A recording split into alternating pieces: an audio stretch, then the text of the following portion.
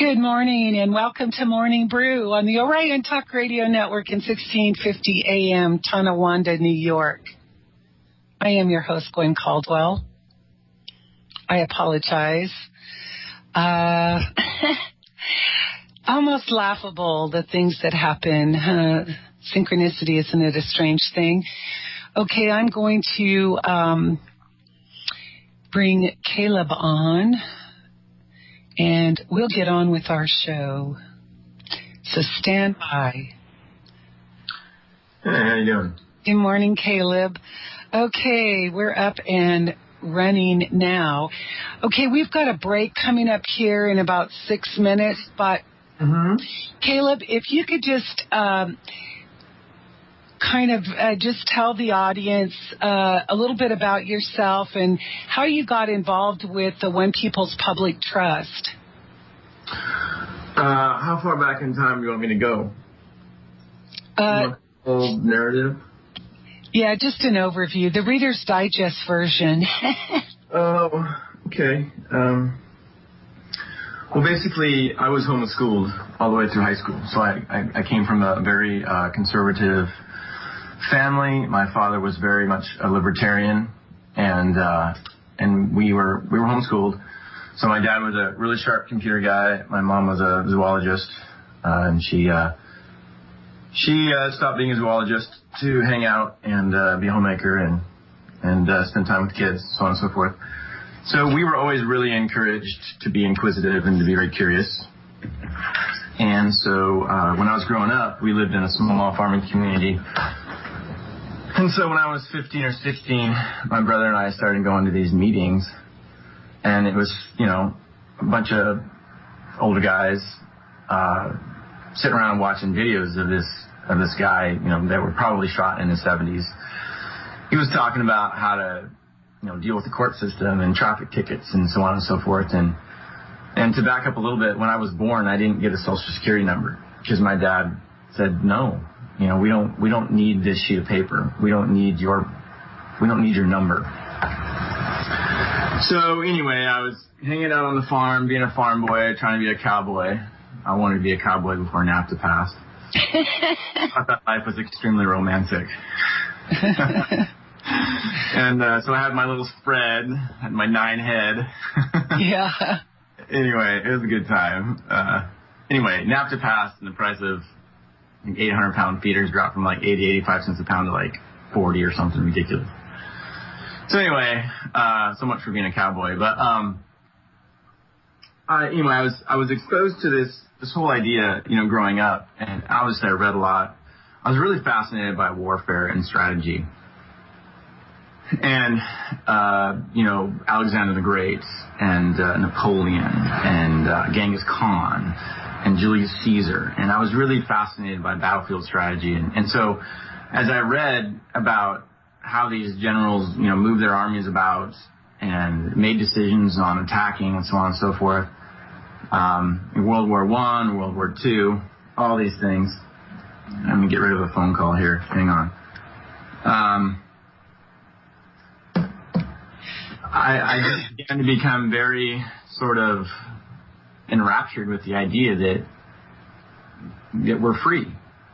And you go back and you look at what the nobles did at the Magna Carta, and you look at what the founding fathers did with the Declaration of Independence.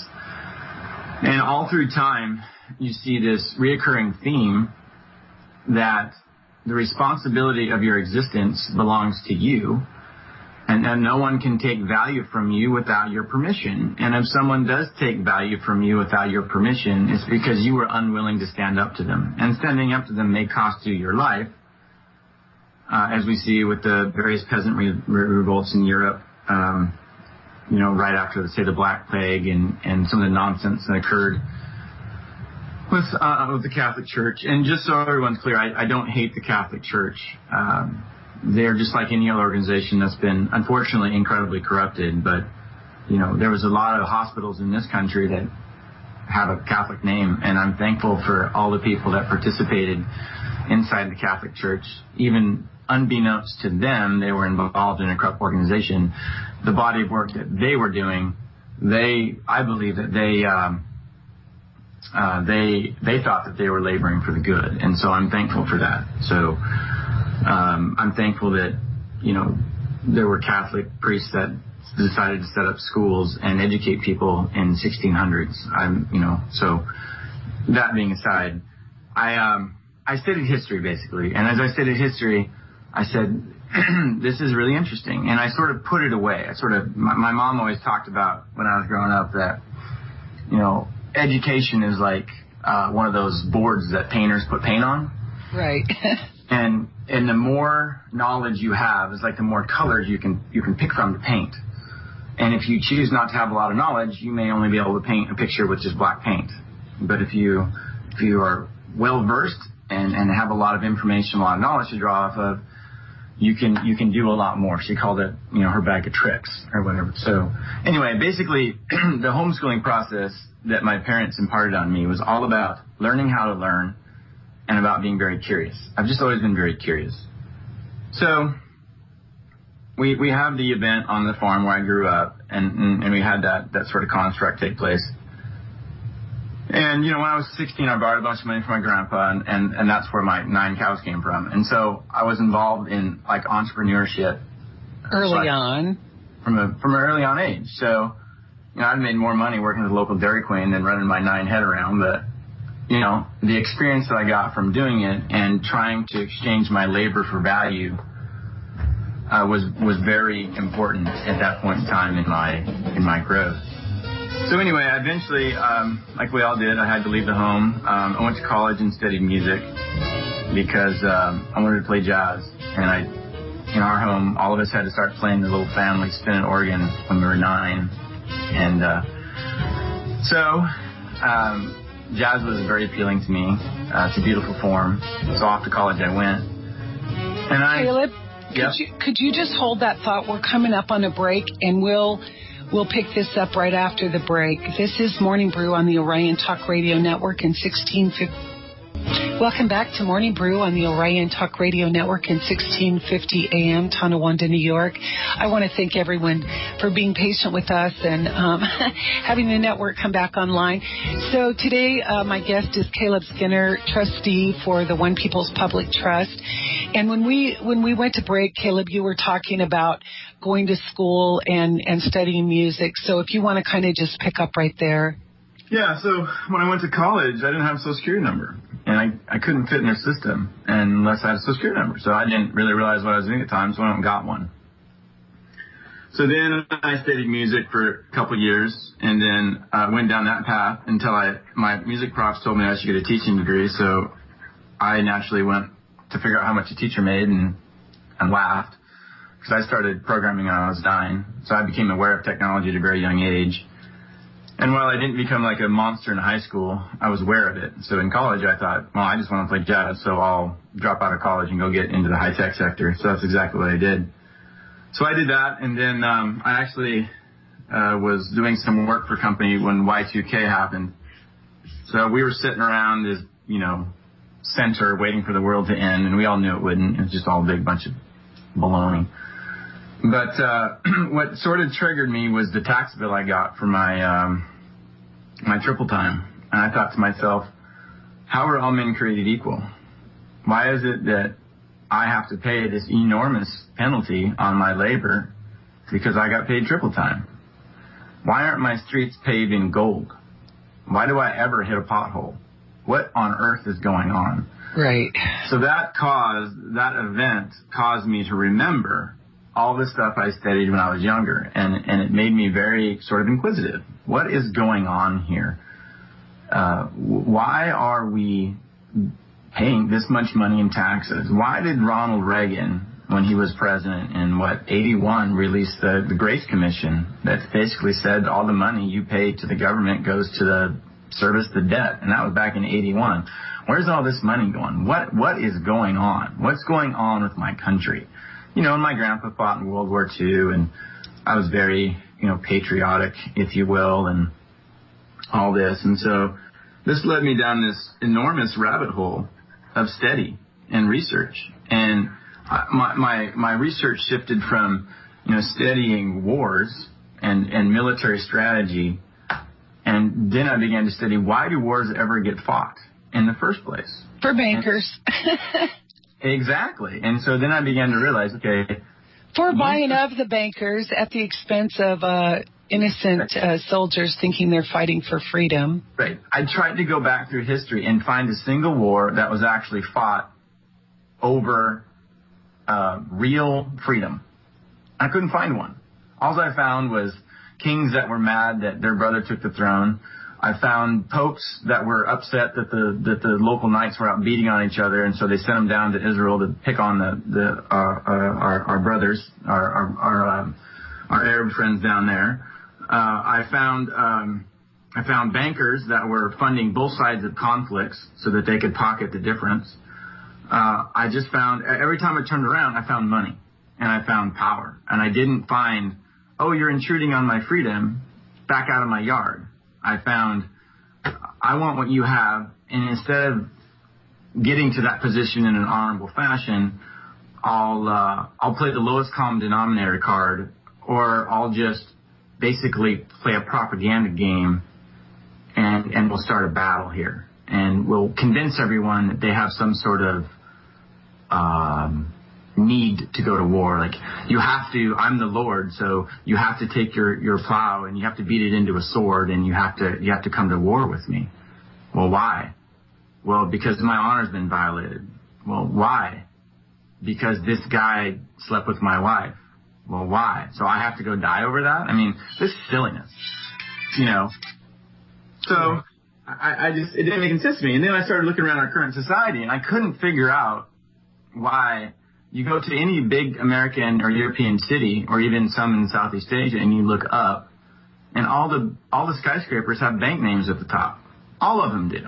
Right. Except maybe in like Seattle, where you have the Microsoft building, and maybe some in the Silicon Valley. But anywhere else in the world you go, why is it that bank buildings always have their names at the top of these towers? And how is it that a bank that, you know, gives you 1 or 2% on interest, and supposedly turns around and leases your money out, even though they're not supposed to. Banks aren't, in America anyway, supposed to lend out their their depositors' money. They're only supposed to lend out their shareholders. But let's say that they do. How are they lending my money out at 5%, giving me 2%, taking 3%, and building skyscrapers? Right. Didn't make any sense. Like, I'm not dumb. The numbers don't line up. They don't add up. What's going on here? So that led me down this path of monetization and fractionalization. And then I began to realize none of this is a secret at all. No, they do it right in your face. They do it right in your face. And they don't care. And they don't care. And it's not so much that they don't care. Like, the way that I look at it, I always say the machine is really beautiful. It's magnificent. When you stand back and look at the creation that is here right now, from purely the perspective of architecture, like, I write software, so systems and frameworks are like incredibly intriguing to me. Like, this thing that we're moving away from is magnificent. The way that they've set this up and people just walk into these traps, to me, is fascinating. Like, and I was one of them. I'm like, oh my God, I can't believe how clever this is. You have this loyalty to country, loyalty to state, loyalty to God, loyalty to church, loyalty to family, loyalty to whatever. And you never stop and look at who is really orchestrating the construct. Exactly. Who is setting the things in motion. You just say, well, by God, my grandpa fought in Italy in World War II, so I'm going to go over here and shoot at this person because they attacked New York. Because that's what my grandfather did. And I'm not trying to diminish my grandfather. He was amazing. Purple Heart, had 3 medals. I mean, just truly amazing. But, World War II was fought over money. It was, we don't want the banks in Europe to fail, so we have to go in on their side. I mean, it's just ridiculous. So as I began to see all this, I began to see, well, okay, where's the root of all of this? Is it truly that we are enslaved, or is it that we are creating the system ourselves? And then I realized that, like everything, it starts with us. Our participation has allowed for this to go on for over a century. God, no, it's a lot longer than that. It goes clear back to the start of the Catholic Church, and it goes clear back to Roman times. I mean, it's like the senators of Rome were hanging out one day, and they had just had a slave revolt, but they were worried about one. And so one of the senators got up in the forum and said, "Hey, we need to have all the citizens wear blue bands and all the slaves wear red bands, so we know who's who." And another senator got up and said, "Hey, stupid man, if we do that, the slaves will know there's 10 of them to every one of us." Yeah, exactly. We'll never be able to control the slaves. And so it began to really become very apparent to me that what we're dealing with here is the machine is magnificent, but it's only magnificent because we refuse to stand up and say, "I'm not going to play your game anymore." So, Caleb. And as soon as we, Well, what I want to ask you, just because we're kind of limited on time today, and I'd be happy to have you back on the show, but to get more into this. But so how did you learn or connect with the other trustees or learn about the UCC and how that could be used as an instrument to eliminate their control over the being, the living being, person? Well, I have a really good friend of mine who's an incredible networker, and he was introduced to Heather through a number of his connections. There's some people that are just really good at people, so that's how I ran into Heather. And we got into UCC because it became very apparent to us that everything is commercial. Everything is commerce. Yep. And once it became obvious that, all crime is commercial and everything is commercial, it's all driven by commerce. And that's not just in the United States. That's globally. Right. That's everywhere. That's absolutely everywhere. And it's not just everywhere today. Go back in time and read ancient law. Your bull gets out and gores my servant. You owe me money. The boar gets out, it's all commerce. It's always been commerce. We've always reduced everything back to an ounce of gold or plowing a field. I mean, it's just the way it works. It's not necessarily right, but, it is what it is. So when we kind of got to that space, it became very obvious that really what has to happen is you have to, it's like the founding fathers telling King George, all men are created equal. They sent him a nice letter and informed him in his language that all men are created equal. Okay, hold that thought. We're going to break, and we'll continue this discussion when we come back. This is Morning Brew on the Orion Talk Radio Network. So I wonder if you could talk a little bit. I know that we're kind of jumping a bit, but so you connected with Heather and you were looking at the UCC stuff. So now you've become a trustee. Mm-hmm. And of this One People's Public Trust. So what is your duty or obligation in that capacity to the people, to the trust? What is your role? How would you describe that? Well, it's an interesting question. I would describe the role. So essentially the trust is anytime two people get together and express themselves, you can have an express trust. The idea of the trust is when the founding fathers expressed themselves, the trust was created. And then those trustees eventually died. And when a trust never really dissolves on its own. When the trustees die, it just goes dormant, but it's still there. So the role of the trust, as I see it, is to interface between the people and the government. And right now we have no government. We have corporation. Exactly. And as far as I'm concerned, I believe that what the trustee needed to do occurred, and it no longer is relevant. I really believe that. It doesn't need to be relevant. We don't need to be governed. I don't want to govern anyone, nor do I want anyone governing me. So the whole thing that we did was just to claim title to people's labor. It's the same thing that the Lords did with the King at the Magna Carta. It's the same thing that the founding fathers did with King George. We used a vehicle that they could understand, and we put it in their language. And we said, hey, what do you think about this? Please refute us. If you have if you really have labor, if you really have right to my labor, please come forth with the contract. Please come forth with your position. And they didn't. I don't believe that we need a government. I don't need anyone telling me what to do. I don't need to tell anyone else what to do. So as far as I'm concerned, I don't know why we can't just ban the whole thing and go back to living as honorable men and women. Like, I don't understand why that's a problem. I don't understand why we just don't pay for the things that we consume, and why don't we embrace the chaos of a free market and free technology, because you can't have one without the other. And when we do that, society will make tremendous leaps forward. But in order to do that, we have to stop telling our brothers how to live. And that's the business of government. I'm going to tell you how to behave. Well, why do you get to tell me how to behave? Why is that your affair? Why do you get to take my labor and give it to someone else? Why is that honorable?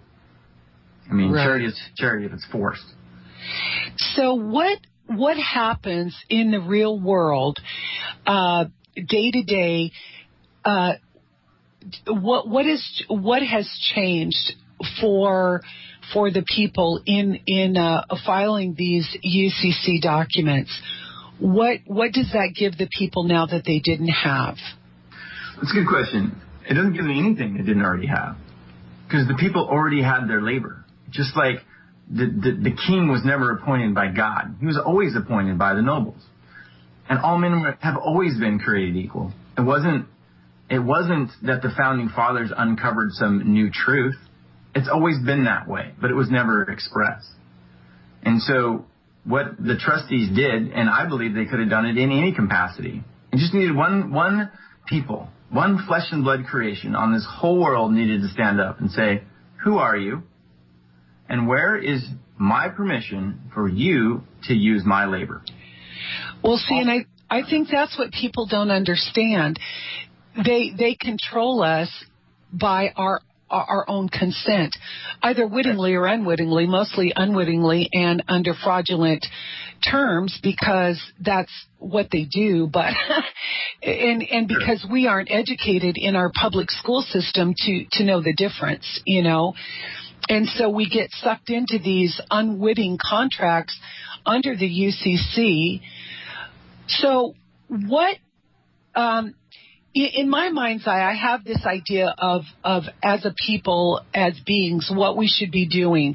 Mm-hmm. And I'm just real curious for you to share your thoughts on that, because I think people have become so sucked in to this paradigm that they think that this trust is their ticket out, when they had the ticket all along. All they had to do was take it out of their pocket and use it. What are your thoughts on that? Well, we didn't see the Renaissance till the peasants stood up after the Black Plague and told the lords that they were going to get paid to work the land. And so if people want to see, and the Renaissance is an extremely fascinating thing to me, because if we look back at history, you see an explosion of knowledge and the Renaissance that followed. Those things were linked hand in hand. So you had like the printing press, and suddenly information's moving around, and all of a sudden you have these amazing things occurring that you have this exponential growth that didn't occur before. So now we have this incredible technology called the internet, but we have yet to see the Renaissance follow from this explosion of knowledge, which is fascinating to me. Like, I'm sitting here just scratching my head saying, when is the Renaissance going to hit? And the reason it hasn't happened yet is because we as a people, all of us, we have to stop waiting for someone else. Like, there's this notion that someone is going to show up riding a white horse with their hair flowing in the wind and rescue people. And it ain't going to happen. Because this is about the people standing up at an individual level and saying no. And so Heather is always constantly talking about doing and being and being and doing and doing and being. And the reality of it is, that's what we have to do. Like, the Wright brothers are a fascinating study. These are a couple of dumb kids from wherever they were from, one of the Carolinas, that learned how to fly. And they didn't have fancy educations, and they didn't have families with deep pockets backing them, and they didn't have countries writing them checks. Go study that block of time and look at how come they were successful. And go look at how rubber was invented. Some guy dropped some stuff on top of a stove because he was messing around in his garage, and he invents rubber.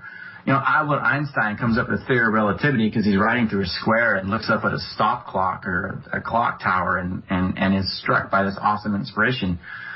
When we as people stop looking to the thing that currently is government, and the city council and the school board and this and that and the other, and start to look within and say, what can I do today to make my society better? Then it changes. Well, you and I talked about that. I don't see people living in gratitude. I don't see people viewing themselves as being abundant. We live in this deprivation mentality. We don't see people being in service in their own community. Everything is about self and my house, my car, my world, my kids, my family, and we've stopped interacting as a community on a really deep, imperative level, and that's one of the beauties that I see of the opportunity with opt-in is to expand ourselves to that point where we feel that necessity to interact as a community again and to be in service and to assist in our community and to be in that place of gratitude and abundance, because all of that comes back in like kind. So let me give circle. Right. Let me give you an example because I know we're running out of time here. I'm in software. So software has become this crazy monster, okay, where it now controls our lives because there's no limits on software. We never come up with a protocol and said, as a software developer, this is how I'm going to conduct my affairs. So if you go back and look at Isaac Asimov and the 3 rules of robotics, Isaac Asimov, in his little genius mind back in the 40s or 50s or 60s, whenever he wrote that book, it's sitting on my bookshelf, comes up with these 3 rules of robotics, which is, hey, this is how robots need to interact with our human society. So that really resonated with me. So I ran off and came up with this thing that I call the VEX protocol, which stands for Virtual Extension of Self.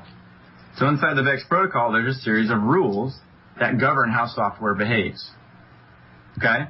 I'm not waiting around for some regulatory committee to come up and say, this is how this needs to work, or this is how this should happen, or this or that or the other. I'm just doing it. I know in your audience right now, there's 10 people that can each come up with their own protocol of how we should interact with our employees or our people that work for us, subcontractors, whatever called. How we should interact with the land. How we should interact with the animals. Look at the Native Americans, and every time, I studied their history, they would kill an animal and they would thank the Great Spirit for it, and they would offer some sort of like thankfulness to that animal for it dying for them, right? They had their own like thankfulness and gratitude. We just need to start putting these things in place and saying, and then aligning with them. Hey, I'm an honorable person. This is how I conduct my affairs. And society will change. You just have to stop giving all of your energy to that machine, to that magnificent, glorious machine that they've created. And as soon as you walk away from it, you're the linchpin. It falls apart. And it is falling apart. It already has fallen apart. I mean, it's amazing to watch. Caleb, thank you for being my guest today. We'll have to do this again because we did get cut short today.